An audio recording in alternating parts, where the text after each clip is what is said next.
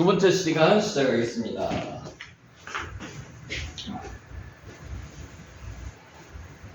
자, 12절. 너희의 대대로 모든 남자는 다요. 한 사람도 빠짐없이 집에서 난 자나 또는 너희 자손이 아니라 이방 사람에게서 돈으로 산 자를 막론하고 난지 며칠 만에 8일 만에 할례를 받을 것이다. 8일 만에 받는 이유가 있습니다.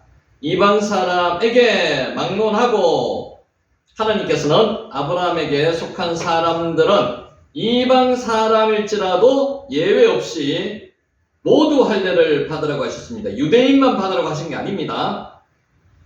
할례를 받은 남자의 범위는 이스라엘 사람, 그들의 종들, 이스라엘에 유숙하는 타국인, 개종한 자들 모두입니다. 확대되었습니다. 확대될 수 있습니다. 아브라함의 육신적 혈통은 아니더라 하더라도 믿음으로 하나님을 섬기는 자는 모두 하나님의 자녀임을 분명하게 오늘 이 구절로 통해서 알 수 있습니다. 자, 한편 하나님께서 이같이 할례의 범위를 정하지 않았다고 하면 굉장히 혼란스러웠을 겁니다. 아마도 아브라함은 노예들과 그들의 많은 자녀들에 대한 할례 문제로 혼란에 빠졌을 것인데 하나님께서는 섬세하게 하나하나까지 다 명령을 해주셨습니다. 이게 외국인을 뜻하는 겁니다. 네카르. 자, 12절. 이방 사람에게도 막론하고 잘 아시는 하나님께서는 아브라함에게 그 범위를 구체적으로 알려주셨습니다. 우리한테도 하나님께서 명령을 우리 여기 기록된 이 성경 말씀도 구체적으로 해주시더니 구체적으로. 이러보건대 하나님께서 아브라함을 복의 근원으로 세우실 때에 이미 유대인뿐만 아니라 이방인들에게도 구원하실 계획을 가지고 계셨음을 알 수 있습니다. 그것을 추진함에 있어서도 적절한 방법과 대상을 선정하셨음을 이 구절로 통해서 알 수 있습니다.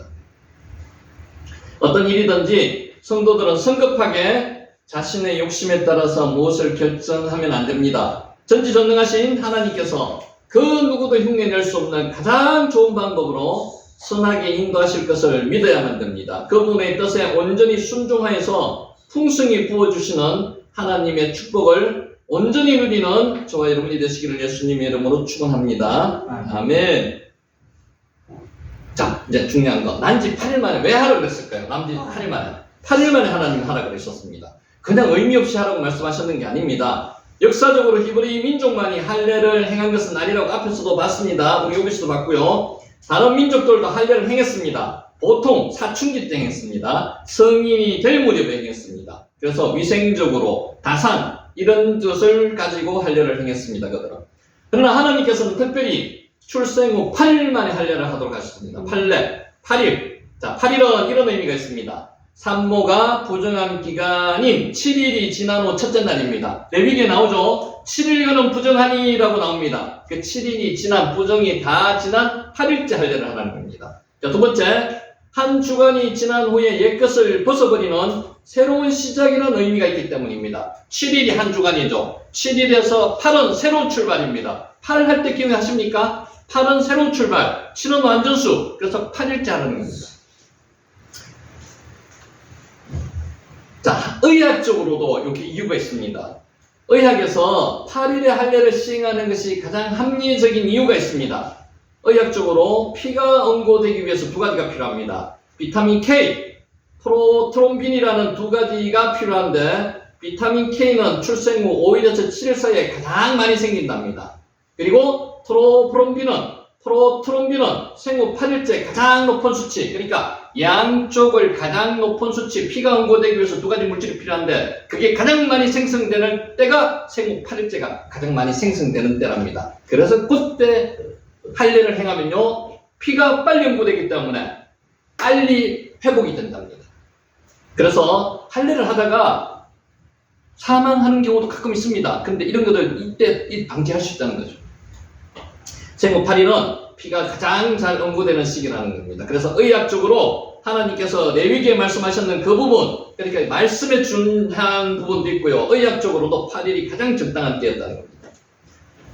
아브라함 때에는 이와 같이 현대적인 의학 정보가 없었습니다만은 이미 모든 것을 아시는 하나님, 엘샤다이 하나님, 전지전능한 하나님, 충분한 하나님이 가장 적절한 시기에 할례를 시행하게 하셨는데 그것이 8일째라는 겁니다. 8일. 하나님의 지혜는 후천적으로 얻어지는 점차 발전하는 인간의 지혜와는 차원이 틀린 겁니다. 모든 것을 다 알고 계시는 거고 하나님은 우리를 만드신 분이기 때문에 하나님은 전지전능하신 우리에 대해서 너무 잘 알고 계시기 때문에 8일째 할례를 하는 겁니다. 인간의 지혜와는 달리 실로 탁월하시며 본래부터 온전한 것임을 하나님의 지혜는 보여주는 겁니다. 그래서 하나님이 8일째 할례를 하라고 명령을 하셨습니다.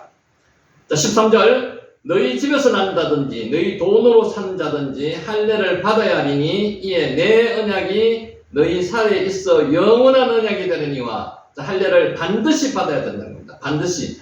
같은 의미를 두 번 사용했습니다. 흰몰, 윗몰. 할례를 받아야 하는데 반드시 할례를 받으라는 겁니다.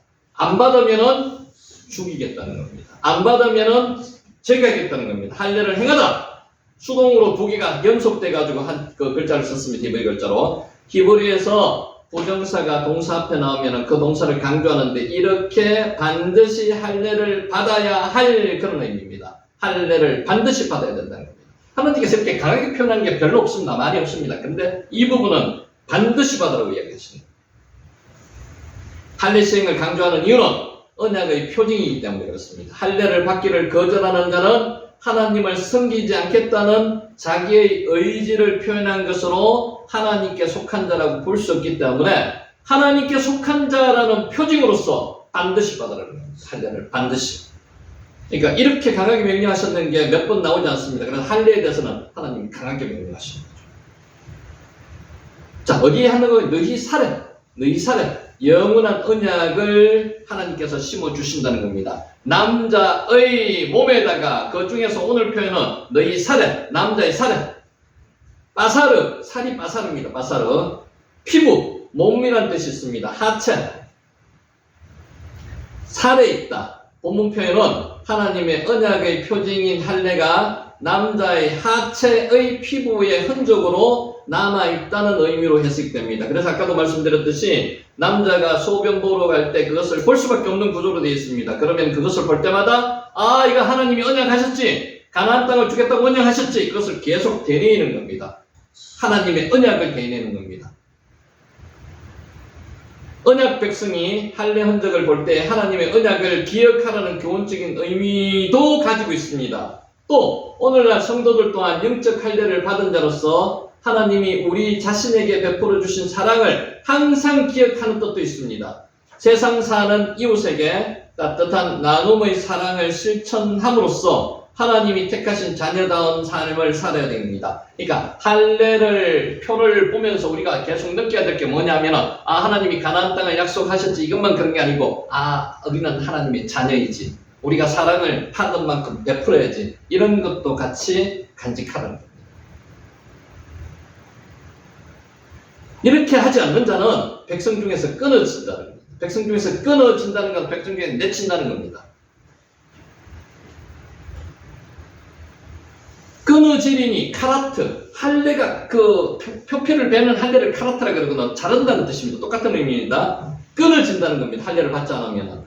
해석이 두 가지가, 이런 해석이 가능합니다. 할례를 받지 아니한 자는 이스라엘 회중에 의해서 죽임을 당한다는 뜻도 있습니다. 그게 똑같은 의미입니다. 죽임을 당한다. 둘째, 신앙 공동체인 이스라엘 회중 가운데서 추방되어 더 이상 하나님의 백성으로 인정되지 않는다. 두 가지 의미가 비슷합니다. 회중에서 쫓겨난다는 것은, 할례를 받지 않는 사람이 회중에서 쫓겨난다는 것은 죽음입니다. 죽음. 그러니까 두 가지 의미가 비슷합니다. 죽임을 당한다는 거, 회중에서 쫓겨나는 거, 둘 중에 의미는 비슷합니다. 유대 공동체에서 배척된다는 것은 죽음입니다. 그 사이에서 배척된다는 것은. 그러나 우리가 더 관심을 가져야 할 부분은 눈에 보이는 인간의 심판이나 추방이 아닙니다. 이 세상에 이루어지는 모든 일을 철두철미하게 살피시는 이게 하나님이 살피신 걸 라라 그럽니다. 아까 하나님이 나타나셔 그러는 것은 피동으로 썼고요. 살피시는 거. 살피시는 하나님의 불꽃 같은 눈동자를 무서워해야 됩니다. 이 세상에서 제일 무서운 게 뭡니까? 폭탄이 핵무기가 무서운 게 아니고요. 하나님을 제일 두려워해야 됩니다. 근데 하나님을 제일 두려워하지 않고 이 세상 사람들은 살아갑니다. 그게 정말 제일 아이러니한 이야기죠. 고의로 하나님을 숨기지 아니하는 자들은 결국 이러한 하나님의 맹렬한 진노를 받아서 영원한 형벌, 지옥에 들어간다는 겁니다.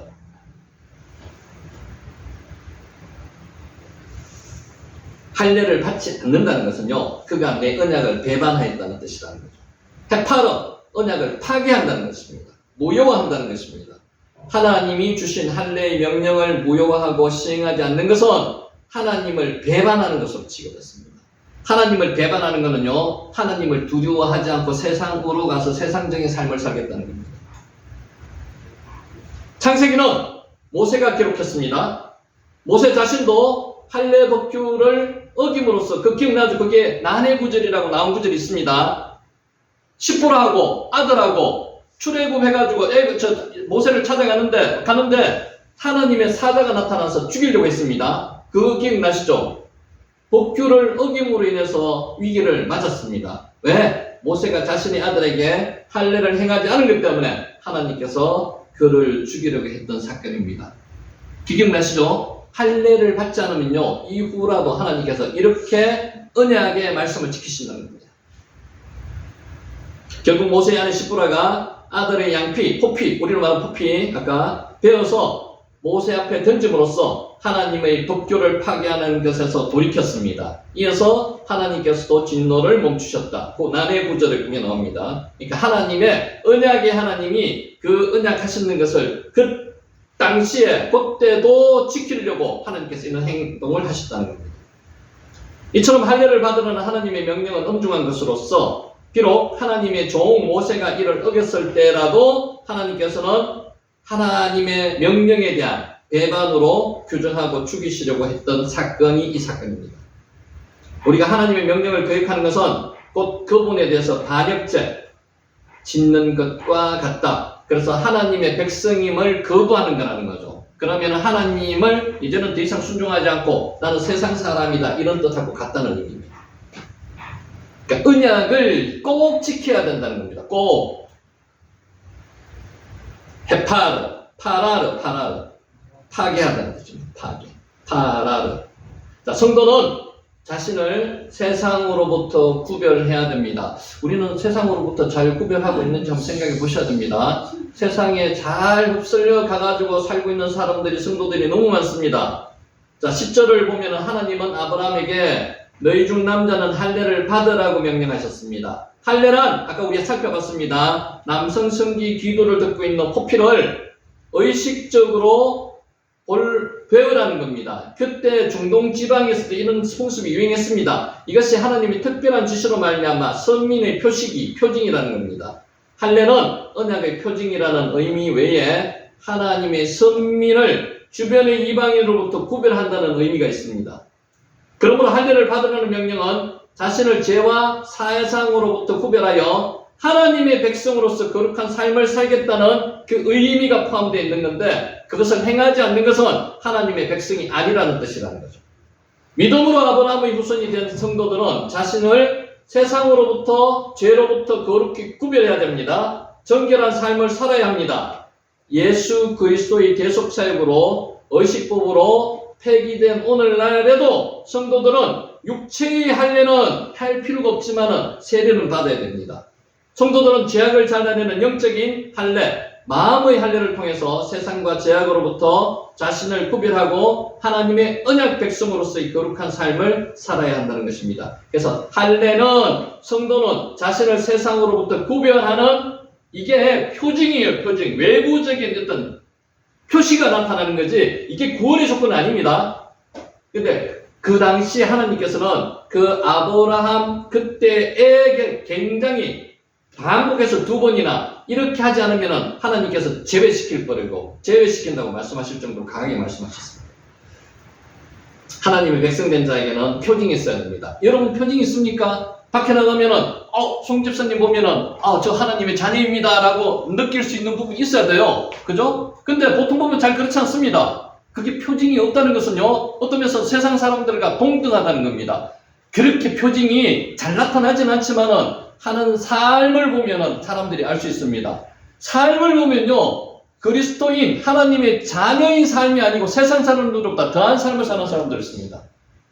특히 시장 같은 데 가면 표시가 잘 납니다. 콩나물 작가표로 가지 마세요. 있는 대로 다 주고 사세요. 그게 조그마한 것지만은 굉장히 차이가 크게 나타나는 겁니다. 물론 아끼려고 하는 부분은 인정하지만은 그분들도 나름대로 생활을 영리하게 만들어줘야 되는 거고 사랑을 베푸는 방법이라는 거죠. 그 나와서 콩나물 한 번 파시는 분이 얼마나 나름대로 수고하시겠습니까? 그죠? 조그마한 부분에서 그리스도인의 향기가 나타나야 됩니다. 그게 말로 표현할 수 없는 향기가 있습니다. 가면은 표시가 나요. 표시가 나요. 그러니까 외형적으로 거기에 할례를 받아서 표시가 나는 게 아니고요. 향기가 납니다. 향기가. 그 향기가 나는 저와 여러분이 되시기를 예수님의 이름으로 축복합니다. 아멘. 아브라함의 언약을 맺으신 표징으로 아브라함과 그 후손에게 할례를 받으라고 요구하셨습니다. 이게 겉으로 나타나는 표징이죠. 하나님께서는 할례를 하나님의 언약 백성 곧 선민의 표식으로 삼으셨습니다. 아브라함의 자손은 누구나 할례를 받아야만 했습니다. 아브라함의 자손 중에 할례를 받지 아니하는 자가 있으면은 아브라함의 자손이라 할지라도 하나님의 백성 중에서 끊어지겠다고 말씀하셨습니다. 비록 아브라함의 자손이 아니라 할지라도 하나님을 믿고 할례를 받기만 하면은 하나님의 백성으로 될 수 있다는 뜻입니다. 참으로 할례는 구약시대에 있어서 하나님의 백성이 되려는 자가 행해야 할 필수의식입니다. 필수의식. 구원의 조건은 아닙니다. 그러한 이유로 훗날 유대인들은 할례를 구원의 증거와 방편으로 생각하고 할례받은 자기들은 무조건 구원받는다고 생각할 정도였는데 이거하고 그는 차이가 있습니다. 그러니까 구원의 조건은 아니더라도 할례는 그 사회생활을 하나님의 사회 공동체 생활을 하려면 당연히 받아야 된다는 거죠. 결코 옳은 생각은 아니지만 할례가 구약 선민과 이방인을 구분하는 외적 표시인 것만은 당연한 겁니다. 자, 오늘날 우리 성도들에게도 하나님의 백성된 자로서 표징이 있어야 합니다. 여러분 표징이 있으셔야 됩니다. 마음의 할례를 받는 것입니다. 마음의 할례. 마음의 할례를 받는 사람들은요, 겉으로 삶이 나타날 수밖에 없습니다. 안 그렇겠습니까? 마음의 할례를 받았는데 세상 사람보다 더한 삶을 산다면 그거는 할례를 받은 의미가 없다는 거죠. 마음의 할례를 안 받은 사람입니다. 따라서 성도들은 세례를 받은 하나님의 백성의 표징으로 제시될 수도 있습니다. 그게 삶으로 드러나야 된다는 거죠. 하나님의 백성된 자에게는 표징이 있어야 됩니다. 누차 강조합니다. 우리가 받는 외적 세례는 하나님이 백성된 자의 참된 표징이 아닙니다. 외적으로 나타나는 게 참된 표징은 아닙니다만 그것은 단지 우리가 하나님의 선민 공동체에 가입했다는 외적 표식이 할례입니다.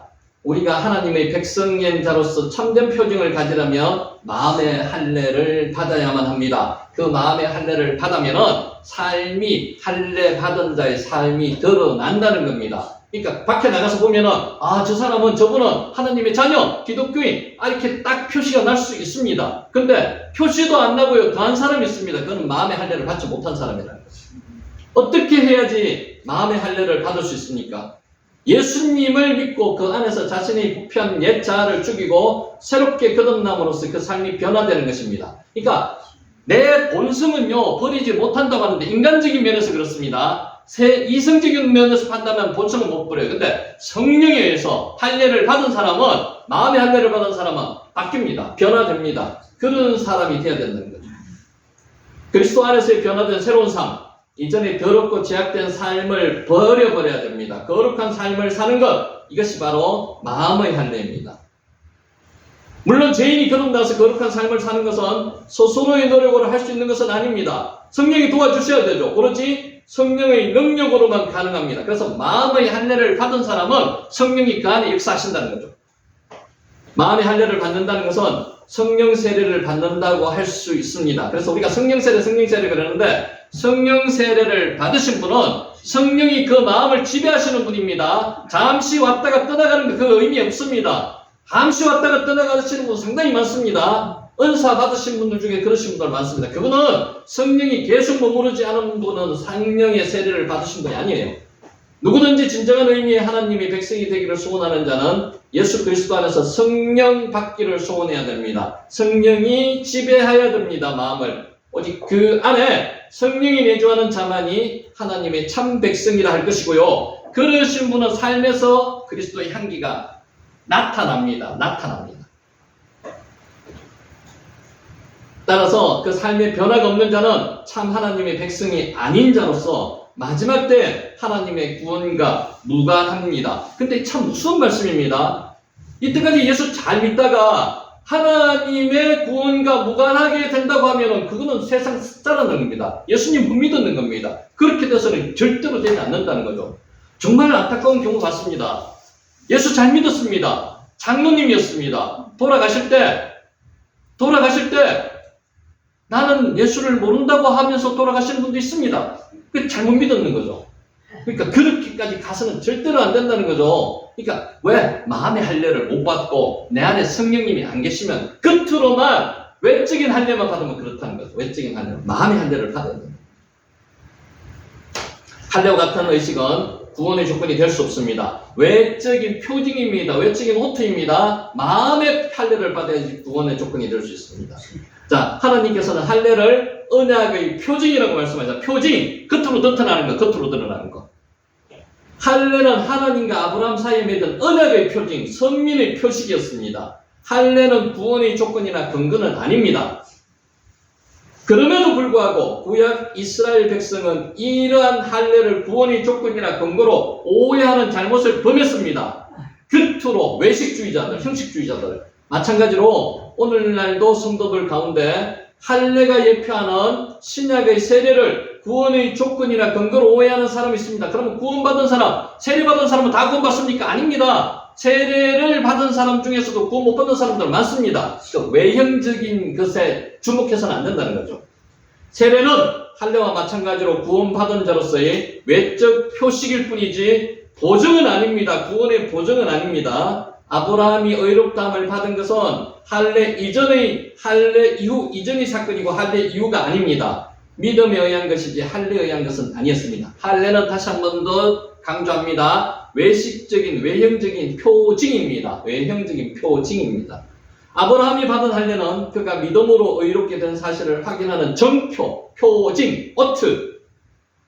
유대인에게든 이방인에게든 하나님의 백성이 되어 구원을 얻는 것은 표면적인 할례나 세례와 같은 의식을 통해서 이루어지는 것은 아닙니다. 마음의 할례, 성령이 지배하시는 마음의 할례, 예수 그리스도를 믿는 믿음과 죄로부터 단절된 것으로 이루어지는 것입니다. 정녕 천국 백성이 반드시 받아야 될 할례는, 세례는 옛사람을 벗어버리고 포피를 떼어버리고 새로운 생명을 하나님께 바치겠다는 그 결단, 새 생명으로 거듭나는 심령의 할례, 성령이 내 안에 역사하는 그 할례를 받아야 된다는 거죠. 그게 내적 할례, 심령의 할례라고 이야기하는 겁니다. 오늘 날마다 그 할례를 받기 위해서 우리는 노력을 해야 됩니다. 아멘.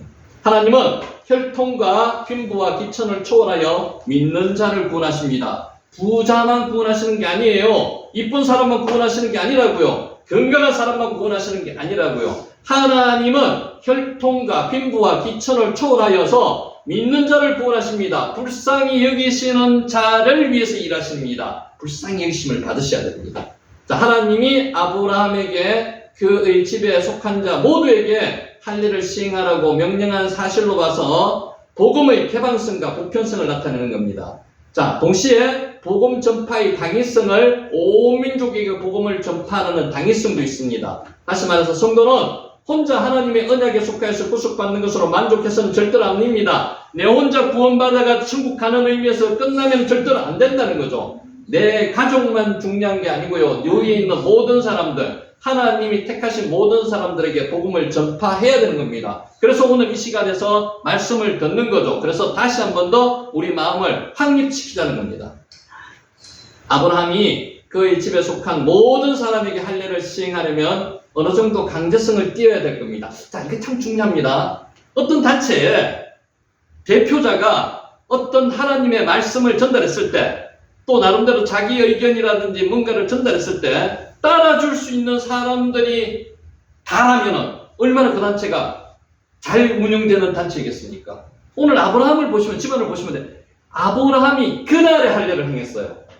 한 사람도 빠짐없이 다 행했습니다. 근데 한번 생각해 보세요. 이 아브라함 식솔이 몇 명 정도 됐을까요? 아마 1000명 이상이었을 겁니다. 1000명 이상. 남자가 아마 1000명 이상이었을 겁니다. 이런 많은 사람들이 하루에 하나님으로부터 할례를 받으라는 명령을 아브라함이 받고 바로 당일에 다 할례를 시행했습니다. 얼마나 나름대로 명령이 바로 전달됐을까요? 불편한 사람 없었을까요? 아마 있었을 겁니다만은 아브라함의 그 인격, 아브라함이 믿는 하나님을 믿었다는 거죠. 그 얼마나 큰지 여러분 한번 생각해 보시기 바랍니다. 우리의 대표자는, 교회의 대표자는요, 목사님이든 아니면 장로님이든 그분의 이야기가 권위가 있으려면요, 그분으로 통해서 하나님이 보여야 돼요. 하나님이 함께 하시면 그분의 말씀에 권위가 있습니다. 근데 이 아브라함으로 통해서 그런 권위가 있었다는 거죠. 한 명도 빠짐없이 다 할례를 받았다는 겁니다. 몇 명만 모이더라도 사람은 자기 의견이 다 있습니다. 내가 왜 그걸 해야 되는데? 그러면은 한 우리끼리만 모이더라도 그런 의견을 내놓을 사람도 아마 있을 수도 있습니다. 근데 아무도 안 받은 사람이 없이 다 받았다는 거죠. 하나님이 역사하시는, 아브라함과 하나님이 역사하시는 것을 다 봤다는 거예요. 다 봤다는 거예요. 여러분을 통해서 여러분의 말씀이 권위가 있으려면요, 여러분과 같이 하나님이 역사하시는 게 나타나야 된다는 거죠. 삶에서 하나님의 향기가 나타나야 된다는 거예요. 예수님의 향기가. 그러면은 세상 사람들이 여러분 말을 듣습니다. 자, 내 행동이 별로 안 좋은데 구원받읍시다, 말씀 들으러 교회 갑시다 라고 이야기했을 때 잘 따라가겠다는 거죠. 내가 삶에서 하나님이 내하고 같이 역사하신다는 것을 믿지 않는 사람들이 보면 알아야 된다는 거예요. 그게 그리스도의 향기 아니겠습니까? 그러면 그 사람들이 여러분이 뭐라를 이야기하더라도 하나님이 함께 하심을 알면 따라옵니다. 말이 권세가 있습니다. 오늘 아브라함을 통해서 그걸 보게 된다는 거죠. 이게 참 보통 일이 절대로 아닙니다. 1000여 명이 넘는 남자만 아무 한 사람도 빠짐이 없이 다 할례를 받는다는 게 굉장한 사건입니다. 자, 영혼을 구원하는 일보다 더 중요하고 귀한 일이 어디 있습니까? 우리의 사명입니다. 사명. 나 혼자만 하나님을 믿어서 구원을 받는다면 그보다 더 이기적인 일이 어디 있겠습니까? 우리에게 죽음으로써 복음을 전하여 준 믿음의 선배들이 없었다면 우리는 결코 구원을 받지 못했을 겁니다. 그럼 우리는 그런 선배들의 영향으로 우리가 구원을 받았다면 지금 그 받은 구원을 내 혼자만 간직한다는 것은 너무 이기적이라는 거죠. 하나님의 명령이 아니라는 겁니다. 명령을 수행하고 있지 않는다는 겁니다. 그러면 그 명령을 수행하기 위해서는 어떻게 해야 돼요? 나도 가서 그 선배들과 같이 그런 행동을 해야 된다는 거고요. 그러려면 내가 어떤 사람이 되어 있어야만 그런 행동이 가능할까요? 아브라함처럼 그 사람을 보면은 하나님이 역사심이 보여야 된다는 거죠. 그러면은 그 사람을 통해서 나는 하나님을 모르지만은 당신을 보니까 하나님이 보이니까 내가 당신 따라가겠다는 이야기 정도는 나와줘야 된다. 그래야지 교회에 나올 수 있다는 거죠. 구원을 시킬 수 있다는 거죠. 우리는 우리 주변에 있는 사람들에게 더욱 열심으로 복음을 전해야 됩니다. 그런데 내 행동이 하나님 없는 것처럼 행동하다가 갑자기 복음이 생각나서 전해서는 그렇게 절대로 그 복음이 전해지지 않는다는 겁니다. 삶에서 복음이 전파되어야 된다는 거예요. 그래서 우리도 우리와 함께 하나님을 믿고 구원을 얻을 수 있도록 해야 됩니다. 그러려면 내가 내 안에 성령께서 역사하시도록 내가 그렇게 노력해야 된다는 거죠. 나는 완전할 수 없습니다. 하나님 앞에서 행하여서 완전하게 되도록 하나님께서 도와주심을, 역사하게 만들어주심을 내가 힘입어야 됩니다. 복음 전파는 성도의 제1의 사명이자 생명을 구하는 가장 고귀한 임무입니다. 이것을 하기 위해서 하나님과 내가 동행해야만이 이 사명을 완수할 수 있다. 자, 회개를 통해서 죄를 짓지 아니한 자는 구원에 이르지 못합니다. 당연한 이야기죠. 자, 14절을 보면 하나님께서는 할례를 받지 아니한 자는 백성 중에서 끊어지리다. 그러니까 기독교 공동체 내에서 배척한다, 이런 뜻입니다. 할례를 받지 아니한 자는 하나님으로부터 죽임을 당할 것이라는 의미로도 해석될 수 있고요. 언약 백성 가운데 추방당하게 될 것이라는 의미로 해석될 수 있다고 아까 앞에서 봤습니다. 어느 의미든지 언약 백성이 누리는 특권을 상실하게 될 것이라는 의미임은 분명합니다. 언약 백성이 누리는 특권을 상실하게 됩니다. 할례를 받지 않으면. 이 당시에 이 할례를 받지 않는 게 아니라 하나님의 명령에 순종하지 않는다는 거죠. 영적으로 보면은 마음의 할례, 자기의 죄를 진심으로 회개하고 죄와 부패한 옛생활로부터 단절되는 결단 없이는 구원의 단열에 설 수 없음을 의미합니다. 그러니까 그 당시 아브라함 당시에 외적인 할례를 받지 않는 것은 지금 우리한테 가져와서 적용을 하면요, 영적으로 마음의 할례, 성령이 나와 함께 하시는 성령의 할례, 자기의 죄를 진심으로 회개하고 죄와 부패한 옛생활로부터 단절하지 않으면 구원의 반열에 설 수 없다는 그 이야기입니다. 자, 구원은 단순히 입으로만 예수 그리스도를 믿는다고 고백하는 게 아닙니다. 교회 공동체 안에 속해 있다고 해서 무조건 얻어지는 게 절대는 아닙니다. 할례를 받았다고만 해서 구원이 이루어지는 것도 아니라는 겁니다. 주님께서는 나더러 주여 주여 하는 자마다 천국에 다 들어갈 것이 아니라고 말씀하셨습니다. 마태복음 7장 21절. 실로 구원에 이르기 위해서는 반드시 진실된 회개를 통해서 자기 죄를 씻고 자신을 죄로부터 영원히 단절하는 결단이 있어야 됩니다. 이게 우리 너무나 잘 알고 있습니다. 그런데 이것을 실천하지 못하는 사람들이 엄청 많고요. 중요한 것은 회개가 한 번에가 끝나는 게 절대로 아닙니다. 사람은 연약하기 때문에 언제든지 다시 죄를 범할 수 있는 수가 있습니다. 그때 다시 또 돌아와야 됩니다. 그게 회복 탄력성. 하나님과 멀리 떨어져 있으면 회복 탄력성을 가지지 못합니다. 기도의 자리에 습관적으로 자주 앉아있지 않은 사람은 기도를 할 수가 없습니다. 죄를 짓더라도 빨리 회개의 자리로 돌아올 수 있도록 해야 된다는 거죠. 자, 예수를 주로 믿고 고백하십니까? 우리는 다 고백합니다. 진실로 자기 죄를 회개하고 죄와 옛생활로부터 단절하는 마음의 할례를 행하시기 바랍니다. 외적인 할례 중요합니다만 외적인 할례를 구원받을 수가 없습니다. 마음의 할례를 받아야 된다는 거죠. 유쾌하게 되는 날이 주 앞으로부터 여러분에게 그러면은 임할 것입니다. 자, 이제 15절.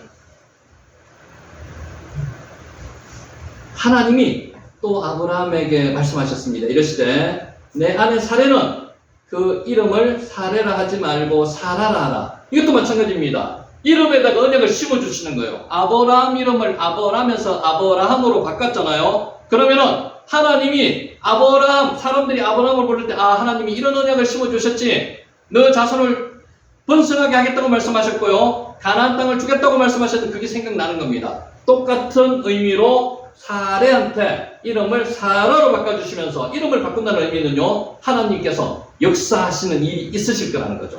사레, 사라. 그러면 사라로 통해서 하나님의 큰 역사가 일어날 겁니다. 앞으로 이제 사라가 이제 아기를 이삭을 낳을 때가 얼마, 한 1년 정도 남았겠죠. 사라라고 부르면서 하나님이 너한테 자식을 주겠다고 약속하셨다는 것을 계속 각인시키는 겁니다. 사레, 사라. 자, 사레는 공주라고도 해석될 수 있고요. 지배자라고도 할 수가 있습니다. 자, 사라는 왕비라고 할 수도 있고요. 열국의 어머니라고도 볼 수도 있습니다. 따라서 사레는 아브라함의 고귀한 공주였다면 이후에 사라는 열국의 어미가 된다는 그런 뜻으로 이름이 바뀌는 겁니다. 사레에서 살아가는 것도 해가 들어간다고 지난번에 한번 말씀드린 적이 있습니다. 자, 해. 여기 이 히브리어 알파벳 해. 여호와 신성 사문자를 그럽니다. 손을 보라, 못을 보라. 요게 요드해 바브해 이렇게 읽습니다. 이름에서 취한 것이라고 하는 견해도 있습니다. 해를. 자, 즉 그들은 이름들이 자신의 삶 가운데 여호와를 모시고 살아야 함을 반영하는 이름이라는 것입니다. 복잡하게 생각하지 말고요. 사라에서 사레에서 사라로 바뀌어진 그 이름을 부를 때 사라는 항상 자기 속에서 뭘 생각한다고요? 하나님의 언약을 생각한다고요. 아, 내가 어리석었구나. 내가 왜 이스마엘로 통해서 자식을 하갈로 통해서 이스마엘을 얻게 만들었지? 이런 후회가 아니고요. 회개도 생각나게 하고 하나님이 이런 언약을 하셨지라고 생각할 수가 있는 겁니다. 이처럼 한 개인이 하나님에 의해서 새로운 이름을 받게 되면은 그것이 그의 인생의 중요한 전환점이 되는 겁니다. 그래서 이름을 바꾸시는 분들이 기독교인 중에서 꽤 많습니다. 뭐 나쁜 의미는 아니라고 생각합니다. 똑같은 의미라고 생각합니다. 이렇게 성경에 나오는 어떤 글자를 따을 수도 있고요. 그래서 이름을 바꾸시는 분이 많습니다. 그게 의미가 뭐라고요? 그 이름을 들으면은 하나님이 자기한테 맡겨진 사명이 생각나고 하나님의 명령이 생각나고 이런 경우가 생기기 때문에 바꾸는 경우도 많습니다. 죄악과 불신함으로 이미 영적으로 멸망받아 죽은 자였습니다. 구원으로 이끄셔서 성도라는 새로운 이름을 우리는 부여받은 자들입니다. 우리 역시 하나님께서 그분의 나라를 위하여 놀랍게 사용하실 겁니다. 그러므로 하나님께서 바로 성도가 된 나를 통해서, 여러분을 통해서 세상을 변화시키는 일을 하길 원하실 때 성도들은 믿음으로 자신을 송두리째 헌신하는 삶을 살아야 한다는 것입니다. 자, 이제 여기까지 하고 정리하겠습니다.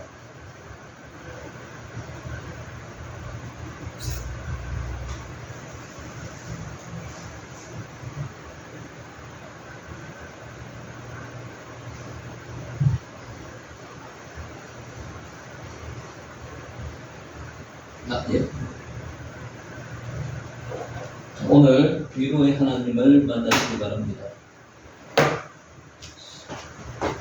영국의 빅토리아 여왕은 앨버트 공과 결혼해가지고 22년을 함께 살았습니다. 자녀를 9명 두었습니다.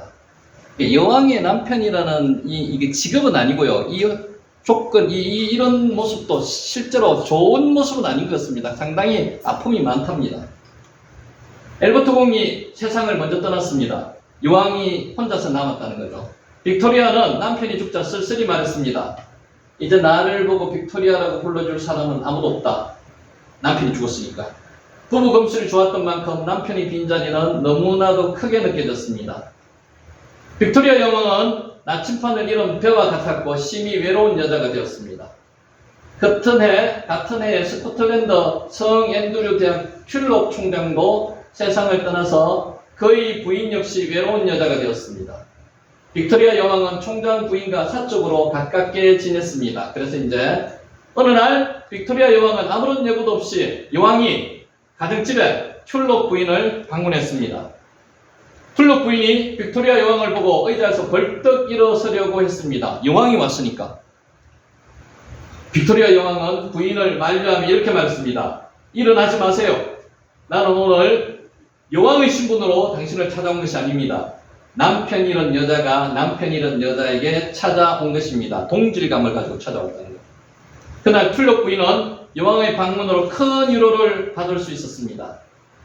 같은 처지라는 것이 이렇게 중요합니다. 우리는 같은 처지입니다. 하나님의 자녀, 같은 처지. 구원받아야 할 대상이고 구원의 확신이 있는 사람들. 슬픔을 당해본 사람이 슬픈 사람을 위로할 수 있습니다.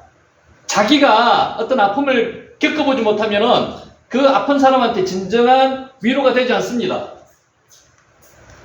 고통을 당해본 사람만이 고통 중에 있는 사람을 위로할 수 있습니다. 그래서 함부로 다른 사람을 위로한다고 말하는 것은 좋지 않다고 이야기를 합니다. 내가 겪고 있는 아픔은 앞서 겪고 이겨낸 사람들의 말은 큰 위로가 됩니다. 그러니까 미리 겪어본 사람들은 그 고통을 알고 있기 때문에 우리는 사람이 세상을 살면서 겪게 되는 다양한 삶을 모두 경험할 수가 없습니다. 그렇기 때문에 사람이 할 수 있는 위로에는 한계가 있습니다. 상대방의 처지를 제대로 이해하지 못하면 위로한다는 말이 도리어 상처를 주고 더 힘들게 할 수도 있습니다.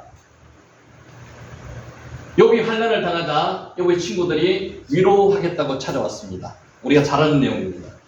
하지만 그들은 위로를 준 것이 아니라 욥을 정죄하고 비판했습니다. 원치즈는 그게 아니었어요. 실제로 위로하기 위해서 왔습니다. 근데 위로하다 보니까 자기 의가 드러나는 거죠. 자기가 이런 경험을 안 겪어봤기 때문에 친구들이. 그들은 그렇지 않아도 힘든 욥을 더욱더 힘들게 만들었습니다. 우리가 사람을 이해한다는 것은 쉽지 않습니다. 우리는 사람을 이해 못합니다. 상대방의 입장이 되어보지 못하면 그 사람의 생각과 고충을 알 길이 없습니다. 그렇기 때문에 하나님은 우리의 머리카락까지 헤아리시기 때문에 우리의 모든 상황을 알고 계시고요. 우리가 겪고 있는 모든 어려움과 고통을 온전히 이해하고 공감하십니다. 누가요? 하나님께서는 공감하신다는 거죠. 사람은 공감 못합니다. 그러므로 하나님의 위로가 있으면 고난을 극복하고 슬픔을 이겨낼 수가 있습니다. 그래서 기도의 자리에 가야 된다는 거죠.